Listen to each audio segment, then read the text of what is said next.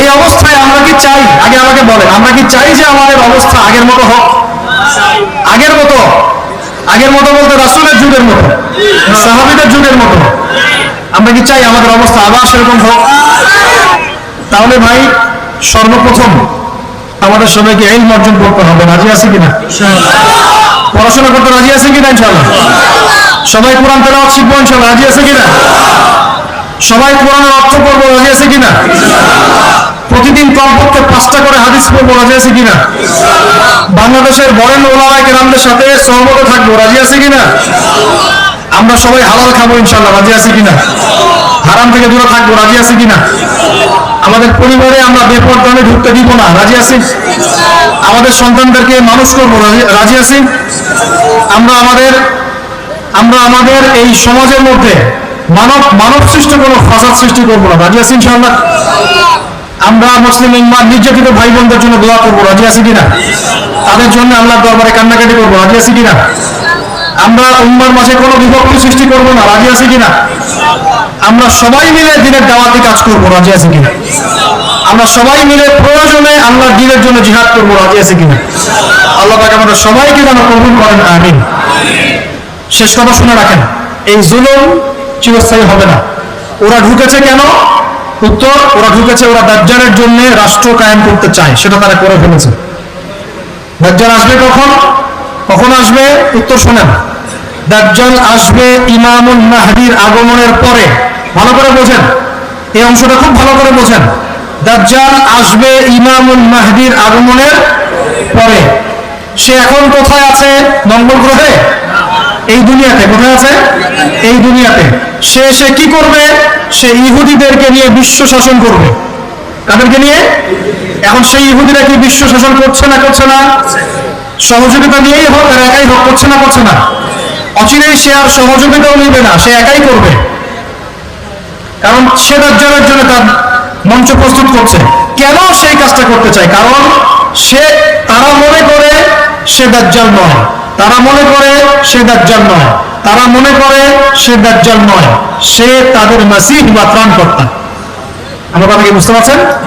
ওরা মনে করে না যে সে দাজ্জাল, ওরা মনে করে সে তাদের মাসিহ, প্রতিশ্রুত ত্রাণকর্তা, যে আসলে পরে তারা বিশ্ব শাসন করবে বলে তাওরাতে লেখা আছে। ওরা এমনটা, এই বিশ্বাস সঠিক না ভুল? ওদের মাসিহ এসেছিল না আসে নাই?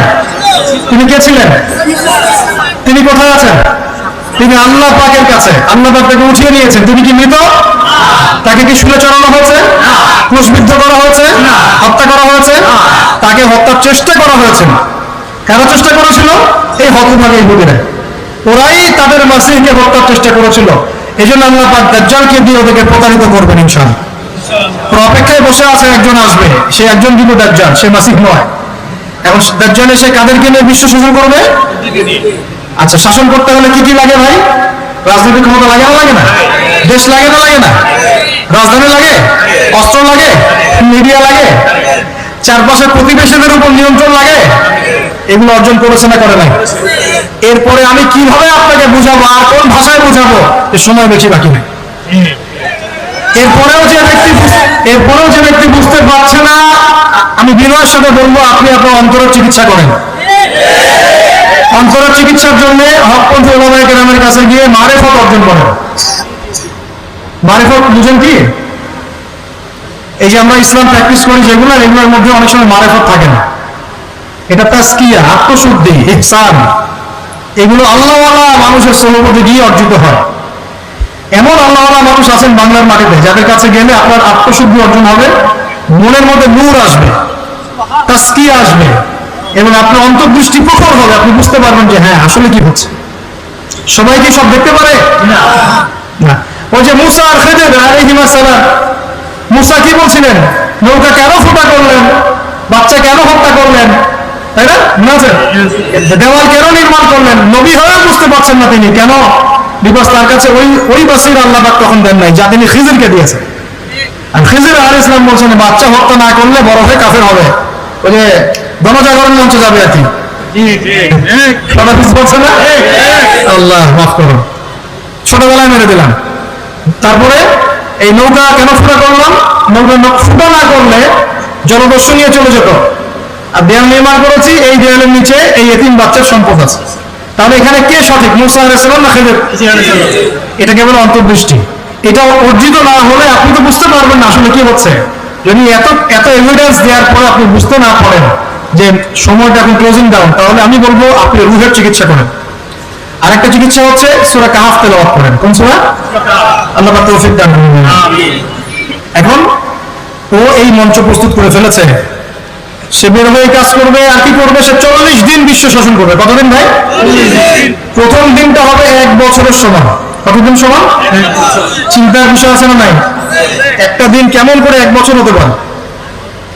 সাহাবীরা বলছেন, ইয়া রাসূলুল্লাহ সাল্লাল্লাহু আলাইহি ওয়াসাল্লাম, তখন নামাজ পড়বো কেমন করে? আল্লাহ নবী বলছেন, সময় অনুমান করে হিসেব করে নিও। টিকটক প্রজন্মকে বলি আর আমাদের তরুণ ভাইদেরকে বলি, যারা আমরা সারাদিন খাওয়ার চাকরি বাকরি ব্যবসায় ব্যস্ত হয়ে আছি, একটু বলি, একটু দাঁড়ান, চিন্তা করেন, থামেন, চিন্তা করেন, একটু দাঁড়ান, থামেন, চিন্তা করেন। যদি একদিন 1 বছরের সমান হয়ে যায়, তাহলে বিশ্বে কিছু একটা তো হতে যাচ্ছে, তাই না? অথবা এর কোনো রূপপক্ষ আছে যেটা আমরা জানি না, আল্লাহ ভালো জানে। তারপরের দিনটা হবে 1 মাসের সমান। যদি বিশ্বে বড় কিছু হয়, তাহলে তো আর্নিক গতি থেমে যাবে। তখন কি হবে? আমরা তো বিল্ডিং বানানোর প্রতিযোগিতায় ব্যস্ত। আমিও এক বিল্ডিংয়েই ভালো থাকি ভাই, ভালো থাকি। আর আমার পরিবারকে বলি যে আল্লাহ পাক যদি কখনো সামর্থ্য দেয় আমাকে ছোট করে কোনো বাসা করা, আমি কোনোদিনও ফ্ল্যাট কিনবো না ইনশাআল্লাহ। কারণ আমি জানি যে একটা বড় ভূমিকম্প হবে। আমার মন বলে, আল্লাহ মাফ করুন, আল্লাহ পাক মাফ করুক আমাদেরকে। তাই ভাই 1 তলা 2 তলার বেশি যায় না। যদি আল্লাহ না করে এমন কিছু হয়েও যায়, তাহলে অ্যাটলিস্ট আপনি সেফ থাকবেন ইনশাআল্লাহ। ওই জন্য আমরা 1 তলার চিন্তা করতেছি। যদি কিছু পাইও, আল্লাহ পাক যদি কোনোদিন আমাদেরকে একটু জায়গার সামর্থ্য দেন, 1 তলা হয়, 1 তলা হায়েস্ট 2 তলা, এর বেশি না। টিন শেডের আরো ভালো হয়। জাপানের মানুষ ওরা কাগজ দিয়ে বাড়ি বানায়, ওরা ভূমিকম্প প্রবণ এলাকা। এতটুকু বলে রাখি, আল্লাহর গজবটা তো আর এমনি এমনি আসবে না, কারণ আছে তো। ভূমিকম্প আসার মূল কারণ হচ্ছে জেনা। কি কারণ ভাই? আর আপনি আমাকে বলেন ঢাকা শহরের মূল পাপ কি? আপনি বলেন তো ঢাকা শহরের মূল পাপ কি? এখন পর্যন্ত যে আল্লাহ পাকের গজব আসে নাই, এটাই আমাদের প্রতি আল্লাহর অনেক বড় রহমত। ইনশাআল্লাহ আল্লাহ পাক যেন আমাদেরকে এই গজবগুলো থেকে হেফাজত করেন, আমাদেরকে আল্লাহ পাক জেনার পাপ থেকে বাঁচান। শেষ করে দেই। শেষ করে দেওয়ার আগে একটু কিছু কথা আছে, যেটা বলছিলাম, একদিন হবে 1 বছর, তারপরের দিন 1 মাস, তারপরের দিন 1 সপ্তাহের সমান। প্রথম দিন 1 বছর, তারপরের দিন 1 মাস, তারপরের দিন 1 সপ্তাহ, তারপরের দিনগুলো আমাদের দিনের মতোই। এভাবে সে বিশ্ব শাসন করবে, চষে বেড়াবে, চষে বেড়াবে। বিশ্বের যেখানেই যাবে ফাসাদ সৃষ্টি করবে। যে তার আনুগত্য করবে সে ওকে জান্নাত দান করবে, ওর জান্নাতই জাহান্নাম। আর যে তার আনুগত্য করবে না, ওকে জাহান্নামে ঢোকাবে, ওর জাহান্নামই জান্নাত। এখন আমাকে বলেন যে এইভাবে দাপটের সাথে বিশ্ব শাসন করতে হলে বিশ্বের বড় বড় সেক্টরগুলো নিয়ন্ত্রণ করতে হবে কিনা? সেগুলো নিয়ন্ত্রণের অনুসারীদের হাতে চলে গেছে কি যায় না? এটা কি আগেও ওদের হাতে গিয়েছিল না প্রথমবার হয়েছে? প্রথমবার। এটা বুঝতে হবে আপনাকে।